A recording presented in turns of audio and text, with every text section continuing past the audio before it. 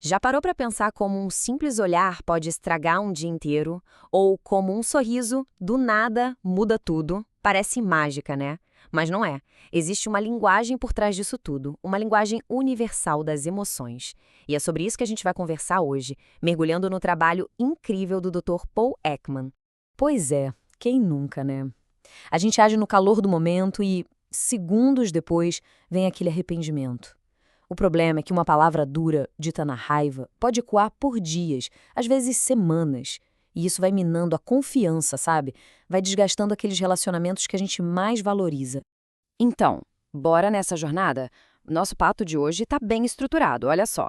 Primeiro, a gente vai entender por que às vezes a gente perde o controle. Depois, vamos descobrir que existe uma linguagem que todo mundo fala, sem exceção. Aí eu vou mostrar um kit de ferramentas bem prático e, para fechar, vamos aprender a decodificar nossos próprios gatilhos. Então vamos começar com um grande dilema. Por que, de vez em quando, parece que as emoções simplesmente sequestram a nossa mente racional? É como se alguém assumisse o volante e a gente virasse passageiro. Vamos investigar isso. Olha que interessante, essa reação super rápida é, na verdade, uma herança dos nossos ancestrais. É quase um superpoder de sobrevivência. Foi isso que fez com que eles não virassem lanche de predador, sabe? O problema é que hoje esse mesmo instinto faz a gente explodir por causa de um e-mail. Um e-mail que a gente leu no tom errado. E aqui está o pulo do gato, a grande virada de chave. A gente não escolhe o que dispara a emoção, isso é automático, mas a gente pode escolher o que fazer com ela. A nossa reação não precisa ser um reflexo, pode ser uma escolha. E o melhor de tudo é uma habilidade que dá para treinar. E essa ideia de que a gente pode escolher a nossa resposta, bom, ela abre a porta para uma das descobertas mais fantásticas do Ekman. A de que, no fundo, todos nós falamos a mesma língua emocional. Pensa só, por muito tempo a ciência acreditava que as emoções eram como idiomas. Cada cultura tinha a sua. Mas aí chegou o Ekman e mostrou que não, que na verdade as expressões básicas são universais. Um sorriso é um sorriso em qualquer lugar do mundo, da Amazônia a Paris. E olha, isso não foi um palpite, viu?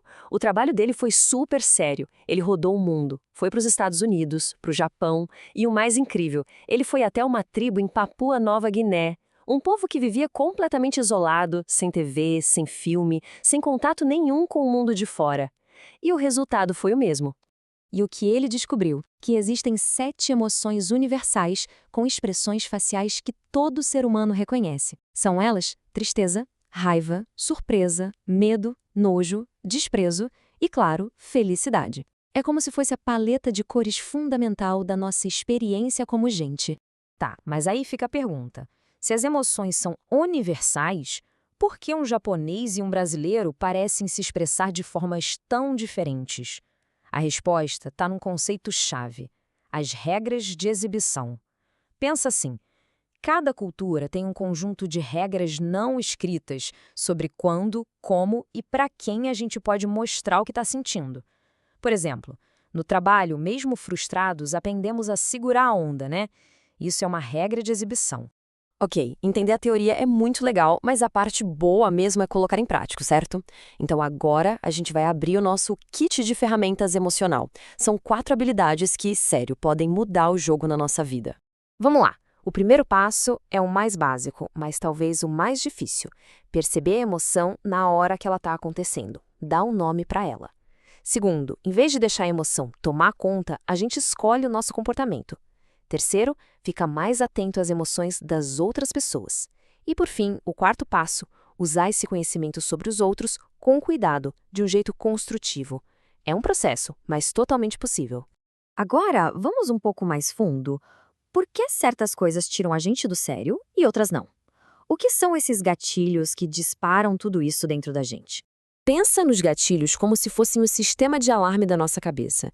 Ele fica ligado o tempo todo, em segundo plano, procurando qualquer coisinha no ambiente que possa ser importante para a nossa sobrevivência ou para o nosso bem-estar. E existem basicamente 2 tipos. De um lado, os gatilhos universais, que são coisas que praticamente todo mundo compartilha, tipo a perda de alguém querido. Do outro, tem as variações que a gente aprende, são os nossos gatilhos pessoais, sabe? A raiva que alguém sente quando o serviço num restaurante é lento. Isso é de cada um. E tem um exemplo disso que é simplesmente genial. Estudos mostram que o nosso cérebro está evolutivamente preparado para aprender a ter medo de cobras e aranhas muito, muito rápido. Mas não de armas ou tomadas elétricas. É como se o nosso software de sobrevivência fosse super antigo e ainda não tivesse recebido atualização para lidar com os perigos do mundo moderno. Fascinante, né? E tem mais um conceito crucial para entender isso: o período refratário. É basicamente aquela janela de tempo bem curta, logo depois que uma emoção forte é disparada, em que o nosso cérebro simplesmente se feche. Ele só consegue processar informações que confirmem aquela emoção. Todo o resto é ignorado.